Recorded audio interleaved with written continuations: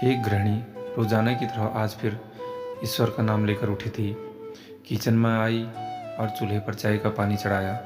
फिर बच्चों को नींद से जगाया ताकि वे स्कूल के लिए तैयार हो सकें। कुछ ही पलों में वह अपने सास ससुर को चाय देकर आई। फिर बच्चों का नाश्ता तैयार किया और इस बीच उसने बच्चों को ड्रेस भी पहनाई। फिर बच्चों को नाश्ता कराया। पति के लिए दोपहर का टिफिन भी बनाना ज़रूरी था।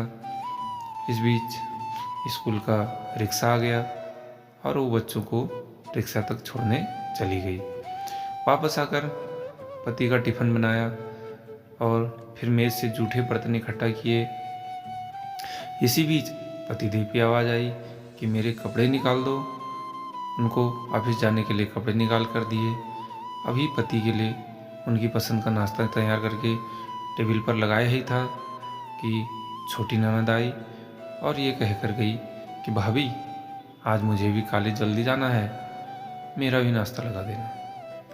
तभी देवर की भी आवाज़ आई कि भाभी नाश्ता तैयार हो गया, अभी लीजिए नाश्ता तैयार है।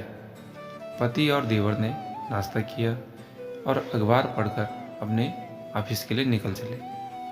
उसने मेज़ से खाली बर्तन समेटे और सास ससुर के लिए उनका परहेज का नाश्ता तैयार करने लगी। दोनों को नाश्ता कराने के बाद फिर बर्तन इकट्ठे किए और उनको भी किचन में लाकर धोने लगी। इसी बीच सफाई वाली भी आ गई। उसने बर्तन का काम सफाई वाली को सौंपकर खुद बेड की चादरें वगैरह इकट्ठा करने पहुंच गई और फिर सफाई वाली के साथ मिलकर सफाई में जुट गई। अब तक 11 बज चुके थे। अभी वो पूरी तरह काम समेट भी नहीं ना पाई थी कि कॉल बेल बजी। दरवाज़ा खोला तो सामने बड़ी ननद और उसके पति व बच्चे सामने खड़े थे।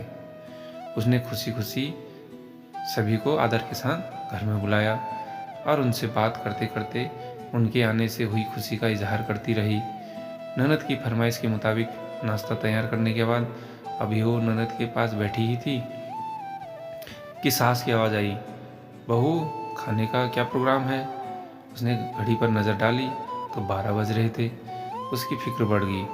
वो जल्दी से फ्रिज की तरफ लपकी और सब्जी निकाली और फिर से दोपहर के खाने की तैयारी में जुट गई। खाना बनाते बनाते अब दोपहर का 2 बज गया था। बच्चे स्कूल से आने वाले थे। लो बच्चे आ गए।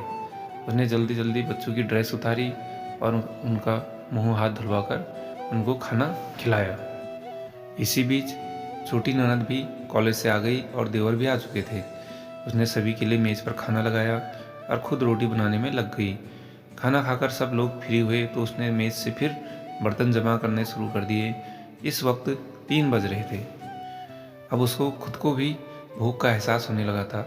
उसने हॉट पॉट देखा तो उसमें कोई रोटी नहीं बची थी। उसने फिर से किचन में की ओर रुख किया। तभी पतिदेव घर में दाखिल हुए और बोले कि आज देर हो गई, बहुत भूख लगी है, जल्दी से खाना लगा दो। उसने जल्दी जल्दी पति के लिए खाना बनाया और मेज़ पर खाना लगाकर पति को किचन से गर्म रोटी बनाकर ला कर देने लगी। अब तक 4 बज चुके थे। अभी वो खाना खिला ही रही थी कि पतिदेव ने कहा, आ जाओ तुम भी खा लो। उसने हैरत से पति की तरफ देखा तो उसे ख्याल आया कि आज मैंने भी सुबह से कुछ नहीं खाया। इस ख्याल के आते ही वो पति के साथ खाना खाने बैठ गई। अभी पहला निवाला उसने मुंह में डाला ही था कि आंख से आंसू निकल गए आए। पतिदेव ने उसके आंसू देखे तो फौरन पूछा कि तुम क्यों रो रही हो। वो खामोश रही और सोचने लगी कि इन्हें कैसे बताऊं कि ससुराल में कितनी मेहनत के बाद ये रोटी का निवाला नसीब होता है और लोग इसे मुफ्त की रोटी कहते हैं। पति के बार बार पूछने पर उसने सिर्फ इतना ही कहा कि कुछ नहीं, बस ऐसे ही आंसू आ गए। पति मुस्कुराए और बोले कि तुम औरतें भी बड़ी बेवकूफ़ होती हो, बिना वजह रोना शुरू कर देती हो। तो यह है एक गृहिणी की कहानी। अगर आपको ऐसी ही शिक्षाप्रद और पारिवारिक कहानियाँ पसंद हैं तो वीडियो को लाइक और चैनल को सब्सक्राइब ज़रूर कीजिएगा। धन्यवाद।